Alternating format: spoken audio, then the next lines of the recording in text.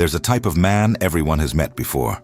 He argues in traffic, responds to strangers' comments on the internet, gets into conflict over anything, explodes at the first provocation, spends hours dwelling on what someone said, loses nights of sleep over people who won't even remember his name tomorrow, and he calls that not letting things slide.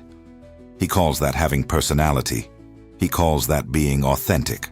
But there's a more honest word for it: slavery.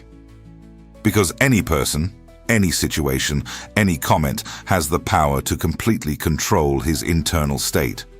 A driver honks, and the whole day falls apart.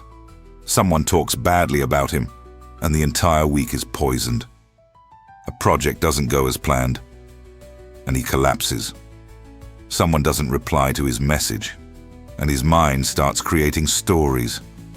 A criticism appears, and his ego crumbles. That is not strength, that is reactivity. And the reactive man, no matter how much noise he makes, is always controlled by what is outside of him. Now there's another type of man. You rarely hear about him, because he makes no noise. He doesn't explode, doesn't react to everything, doesn't enter every war that shows up, doesn't waste energy responding to every provocation, doesn't spend hours arguing about what he can't change. But when he acts, everyone notices, because his energy is whole, concentrated, directed. While everyone else was spending their strength fighting the wind, he was building. This is the man Stoicism calls the sage, not the one who never feels anything, but the one who consciously chooses where to put his energy. And today you're going to understand why that choice changes absolutely everything. But before we go further, I need you to understand something. What you're about to hear here is not theory to impress anyone. It's philosophy to be lived. Every word in this video is an invitation for you to examine your own life. Where are you wasting energy? What are you reacting to that doesn't deserve even a second of your time? Who is controlling your internal state without you even noticing? These questions will come up throughout this video, and they will sting a little. But it's exactly that sting that sets you free. So stay until the end, because what you hear here might change the way you live every single day. Let's start by destroying a lie that modern culture has sold very well. The lie that reacting is a sign of strength, that the man who doesn't react is weak, that the man who stays quiet is accepting defeat, that the man who doesn't respond is afraid, that the man who doesn't enter conflict has no backbone. This is one of the most dangerous inversions that exists, because it turns slavery into virtue. Think about it with me. If I can provoke you and you immediately lose control, who's in charge of the situation? Me. I pressed a button and you obeyed. I threw out bait and you bit. I defined the battlefield, the rules, the moment, the tone, and you walked right in. That is not strength. That is being a puppet with the illusion of autonomy. The truly strong man is the one who cannot be easily controlled by the external environment, who, when someone throws bait, looks at it, evaluates it, and consciously decides whether to bite or not. Most of the time, he doesn't bite. Not because he's afraid, but because he knows the value of his own energy. The Stoics called this the hegemonikon, the internal governing principle, the part of you that can observe impulses without being dragged by them. Marcus Aurelius, who governed the greatest empire in the world and still wrote daily about self-mastery, said something fundamental. You have power over your mind, not over external events. Realize this, and you will find strength. He wasn't talking about indifference. He was talking about internal governance. The difference is enormous. Indifference is feeling nothing. Internal governance is feeling everything and still choosing how to act. You can feel anger. You can feel frustration. You can feel the impulse to respond, to explode, to defend yourself. But between that feeling and your action, there is a space. And in that space lives your power. Most people never enter that space. They feel and immediately act. They get provoked and immediately respond. They get hurt and immediately explode. They get criticized and immediately counterattack. An entire life on autopilot. An entire life being controlled from the outside in. And the worst part?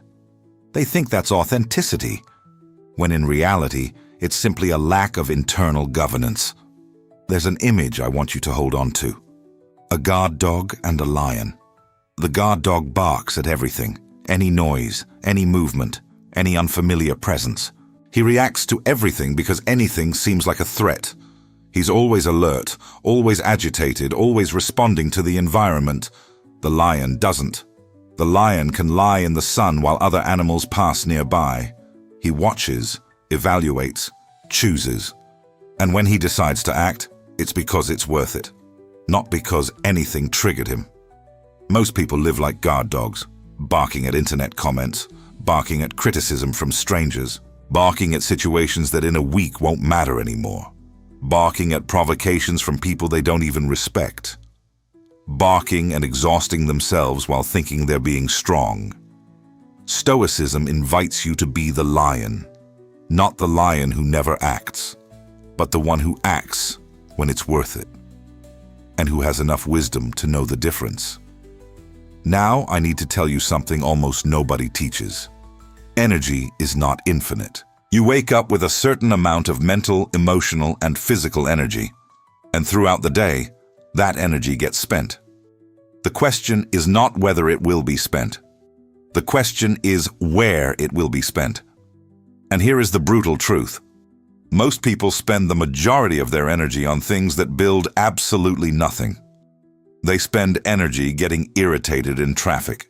Spend energy dwelling on what someone said. Spend energy in discussions that lead nowhere. Spend energy worrying about what others think. Spend energy planning responses to provocations that haven't even happened yet. Spend energy feeling envious of people they don't even know. Spend energy trying to control what they cannot control. And when the time comes to do what really matters, the energy is gone. No more focus to study. No more patience to build. No more clarity to make important decisions. No more presence to be with the people they love. Because it was all wasted. On what didn't deserve it. Epictetus, who was born a slave and became one of the greatest philosophers in history, said that the first and most important distinction in the philosophical life is knowing how to differentiate what depends on you from what doesn't. He called this the dichotomy of control. And it's simple. There are things that depend on you, your choices, your actions, your reactions, your values, your effort, your posture, your intention. And there are things that don't depend on you, what others think, what others say, what others do, the weather, the past, other people's opinions, the outcome of actions you've already taken. Wisdom lies in concentrating energy only on what depends on you, and elegantly releasing what doesn't. Not because you're weak, but because you're intelligent enough not to waste ammunition on targets that don't exist. Think about your last week. How much energy did you spend on things that didn't depend on you? On the behavior of someone who isn't going to change? On the opinion of someone who doesn't know you? On a result you couldn't control? On a past that can't be undone? On an imaginary future full of catastrophes that never happened? Now think, how much of that energy could have been used to build something real, to study, to create, to take care of your body, to strengthen relationships that matter, to develop a skill, to move forward on a project.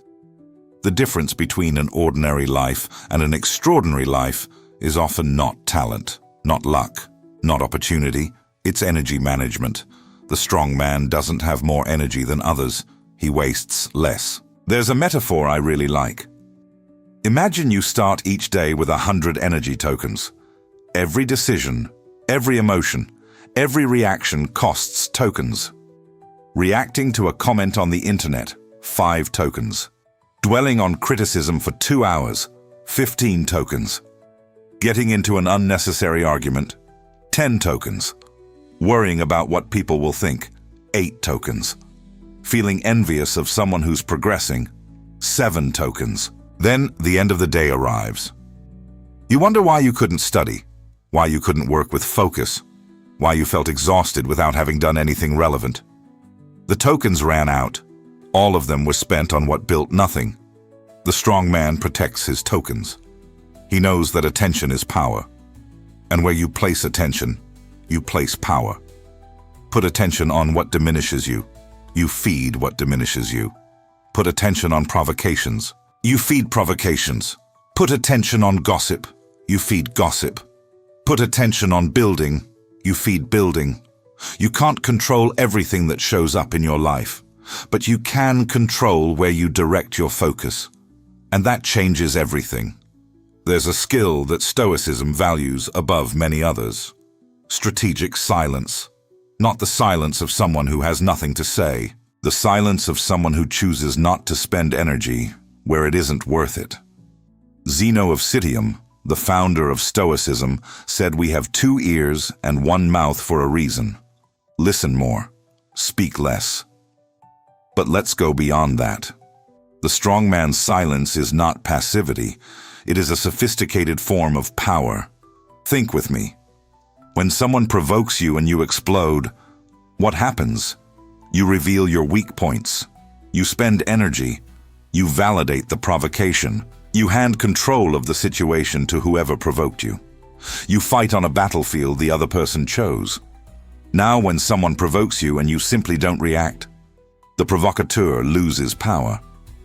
Because provocation only works when it finds a reaction. A stone thrown into the ocean makes a small wave and disappears. A stone thrown into a puddle makes noise, splashing, drama. The strong man is the ocean.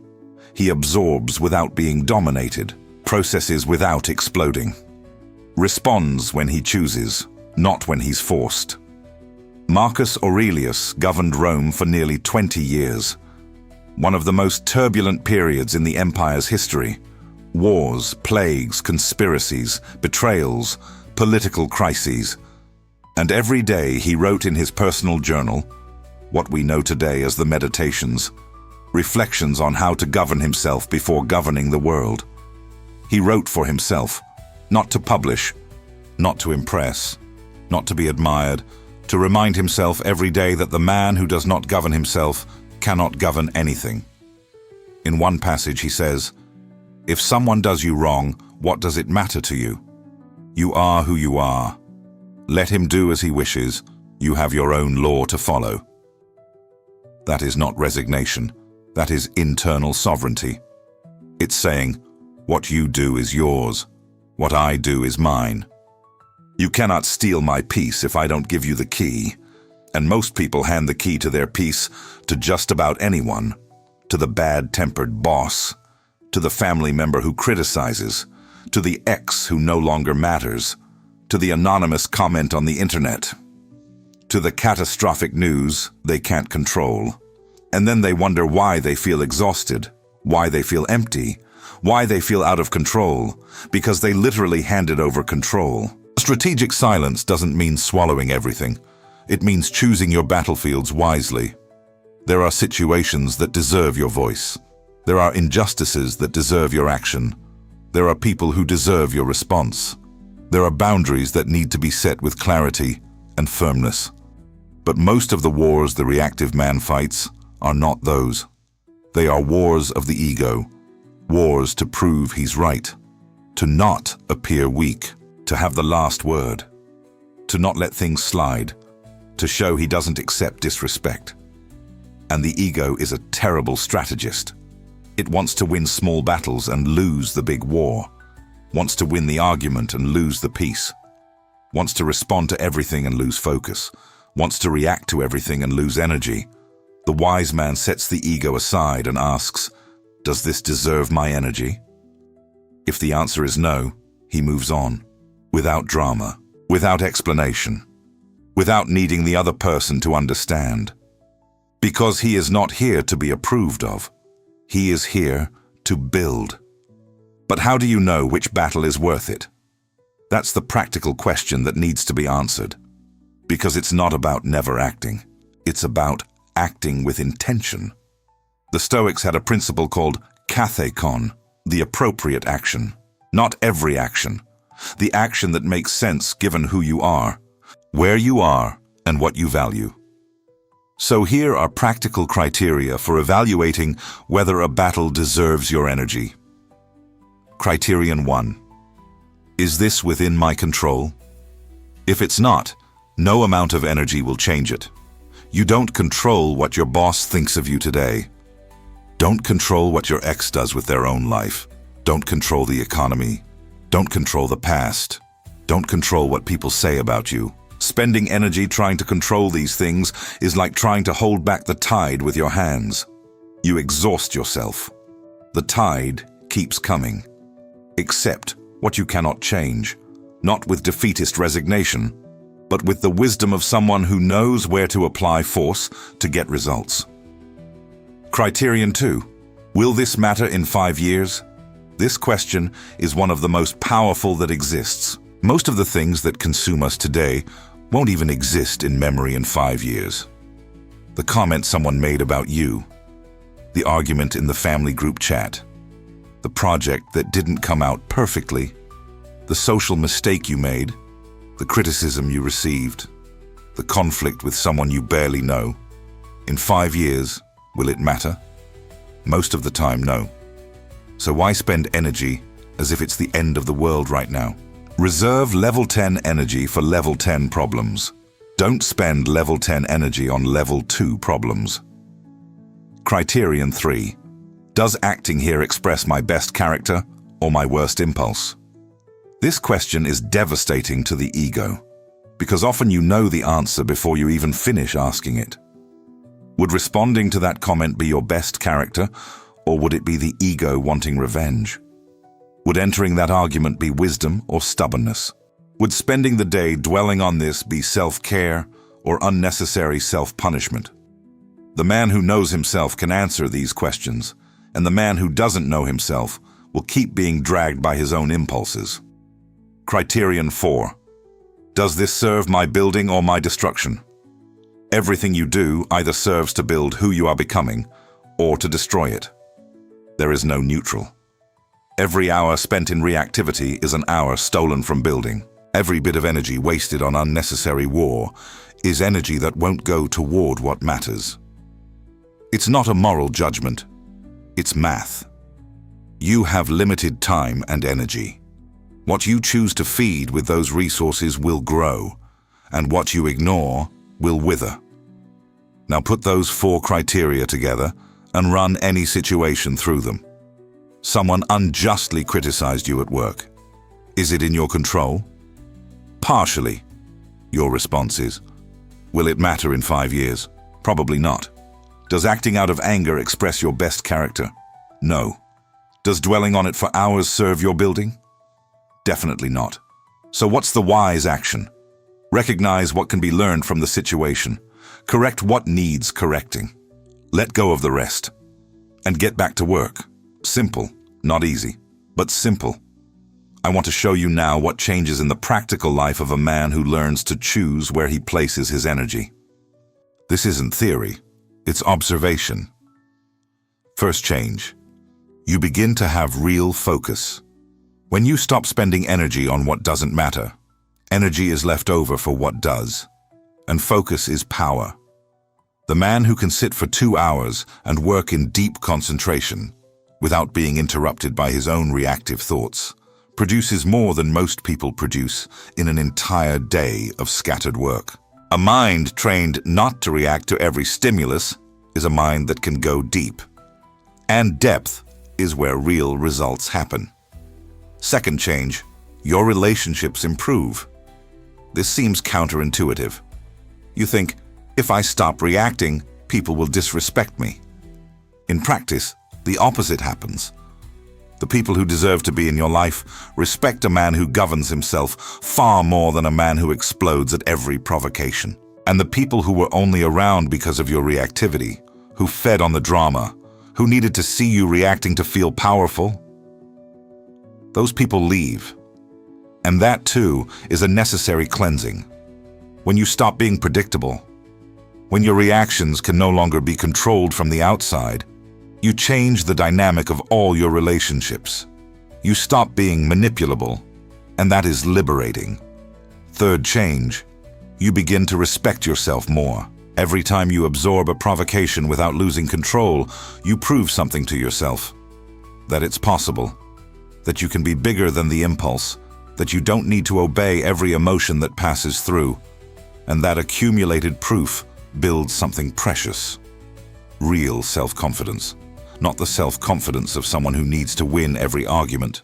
The self-confidence of someone who knows they can face any situation without losing themselves. Fourth change. You begin to truly build. This is the most visible result over time.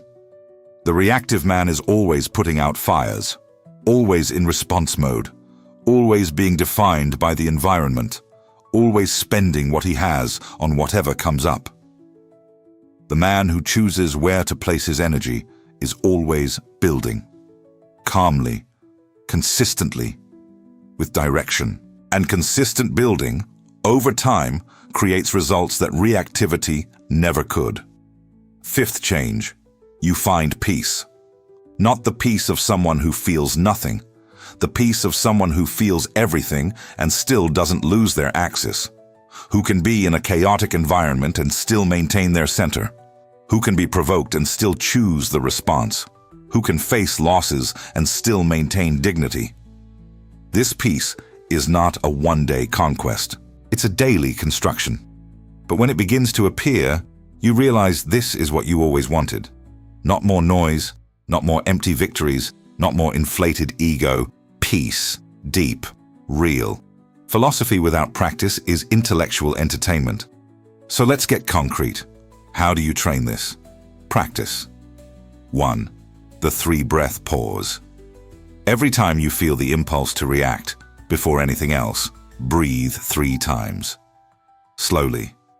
This isn't mysticism. It's neuroscience. When something provokes you, the nervous system enters fight or flight mode. Deep breathing activates the parasympathetic system and literally returns the prefrontal cortex to control. In other words, breathing takes you out of autopilot and puts you back into choice mode. 3 breaths. Then you decide whether to react, how to react, or whether to simply not react. But the decision will be yours, not the impulses. Practice 2. The energy journal. For 1 week, write down at the end of each day where your energy went, without judging, just observing. Where did you react unnecessarily? Where did you lose focus? Where did you spend energy on what you couldn't control? Where did you waste time dwelling? This observation alone is transformative, because you cannot change what you cannot see. And when you begin to see the patterns, it becomes much easier to break them. Practice 3. The question before speaking. Before responding to any loaded message, before entering any discussion, before reacting to any provocation, ask yourself a simple question. Does this serve who I am becoming? If the answer is no, stay silent, or respond with brevity and calm, without drama, without needing to prove anything. Practice 4. The nightly examination. Another classic Stoic habit is the examination of conscience at the end of the day. Marcus Aurelius did this. Seneca wrote about it. Before sleeping, 3 questions. What did I do well today in terms of internal governance? Where did I lose myself and waste energy? What will I do differently tomorrow? Without self-punishment. Just clarity, because the goal is not to be perfect. It's to learn and adjust. Practice. 5. The control inventory. When a stressful situation arises, grab a piece of paper and divide it into 2 columns. On the left, what I control in this situation. On the right, what I don't control. Put all your energy into the left column. Let go of the right column. It sounds simple because it is simple. The difficulty is in the execution. But with practice, it becomes instinctive. And when it becomes instinctive, your life changes structurally. I want to close with something that may be the biggest insight of this entire video. The life you live is a direct reflection of where you have placed your energy over time.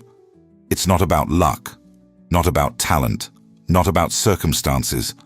It's about where you directed attention, effort, time, and strength over months and years. The man who spends his years reacting to everything in the end has a life full of reactions and empty of construction. The man who spends his years choosing where to place his energy in the end has a life built with intention.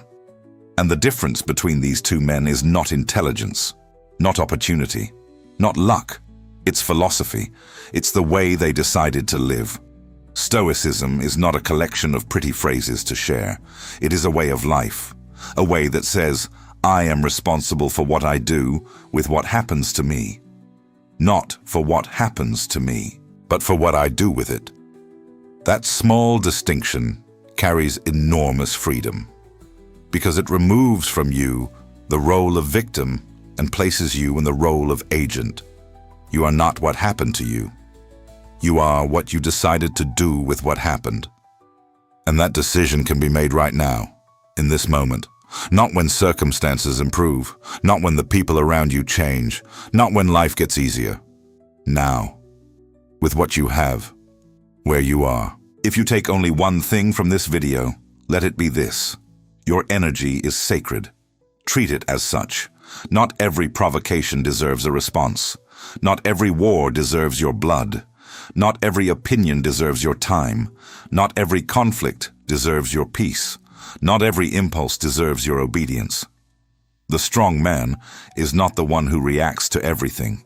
He is the one who chooses. Chooses where he plants attention. Chooses where he invests effort. Chooses where he places time. Chooses where he directs strength. And that choice, made every day, in silence, without applause, without an audience, builds a life that few people have the courage to live. A life with direction, with purpose, with peace, with dignity. Not because the world got easier, but because you got strong enough to not be governed by it. You will keep being provoked. Life will keep testing you. People will keep acting the way they always have. But you are no longer the same. Because now you know you have a choice. And your choice is where you plant your strength.